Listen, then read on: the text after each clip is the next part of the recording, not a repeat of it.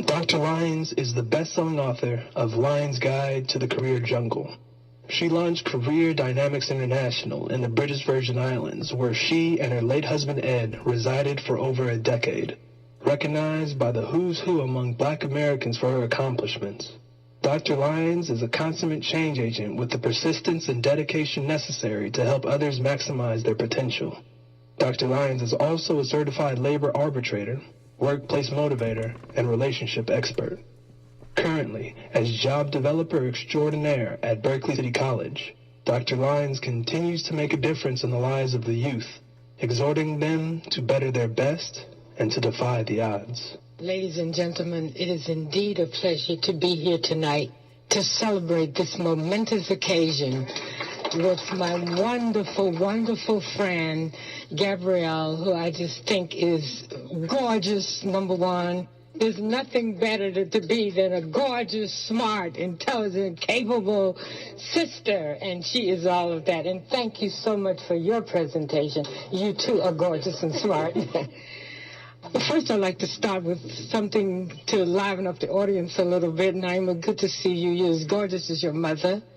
And I see your grandmother's here, and that's where it all started.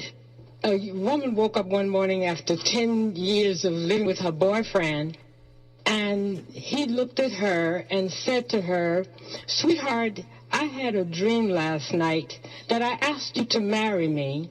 What do you think that dream means?" She said, "It means you have more sense in your sleep than you do when you're awake."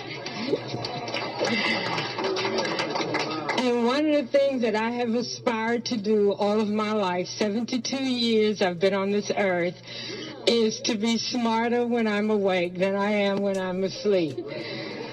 I was born in Birmingham, Alabama in 1942, grew up there in the segregated South, and I came from a very illiterate family.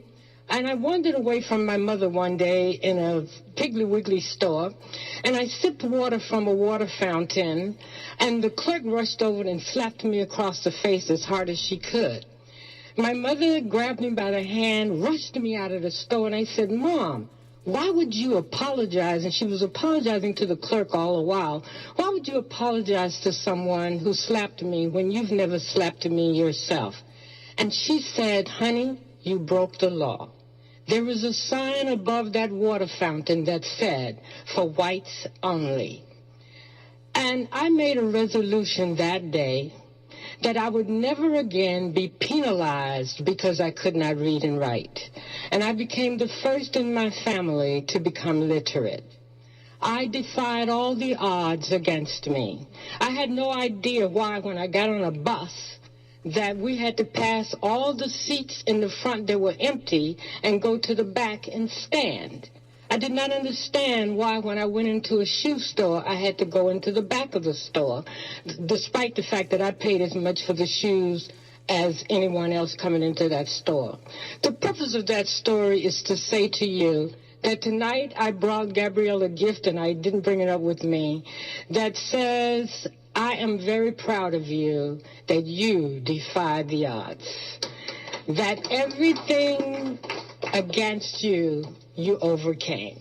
I'm very proud to be among the many people in this world, in California, etc., who admire her, from Cuba to the mountains of California, who respect her, to whom she has been a mentor and an inspiration. And I want to thank her for the contributions that she's made in my life.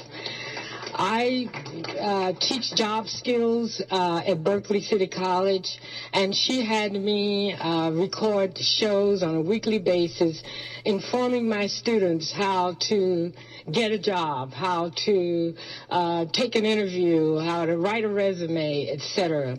And to this day, I still have those recordings.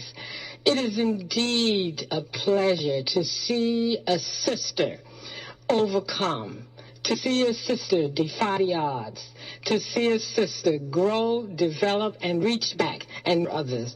I wanted to just share one little poem out of my book, and one of them is by Martin Luther King, a man whom I met when I was about 13 years old. And he said, if a man is called upon to be a street sweeper, let him sweep streets like Michelangelo painted. Let him sweep streets like Beethoven composed music. Let him sweep streets so that all the hosts of heaven and earth will proclaim, here lived a great street sweeper. Tonight we celebrate a great street sweeper. I want to just share this poem with you from my book, Lion's Guide to the Career Jungle. And this book is as relevant today as it is or was when I wrote it several years ago. It took me 5 years to compile this information about how we sabotage ourselves, how we blame our illnesses and our sicknesses and things that happen to us on something that we cannot change. I have been black for 72 years, and I cannot change that. I've been a woman for 72 years. I cannot change that. I was diagnosed with diabetes and hypertension and arthritis and several other diseases several years ago. I could change that, and I did. I ain't taking no meds.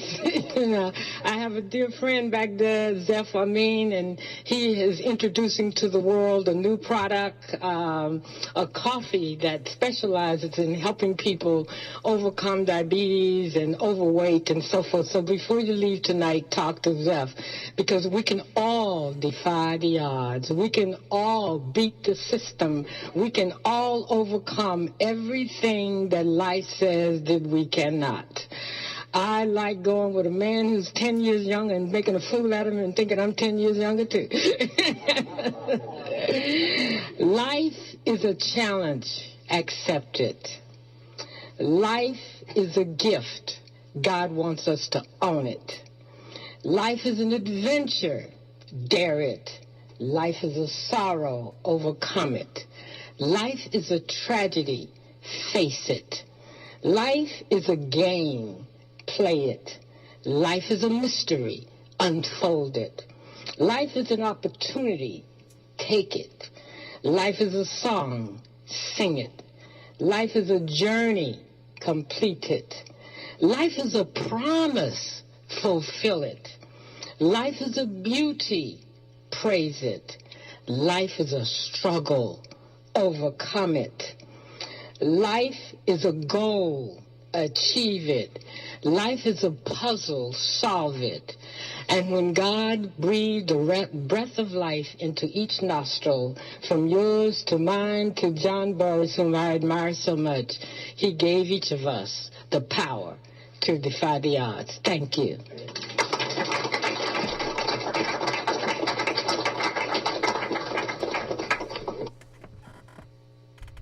Sound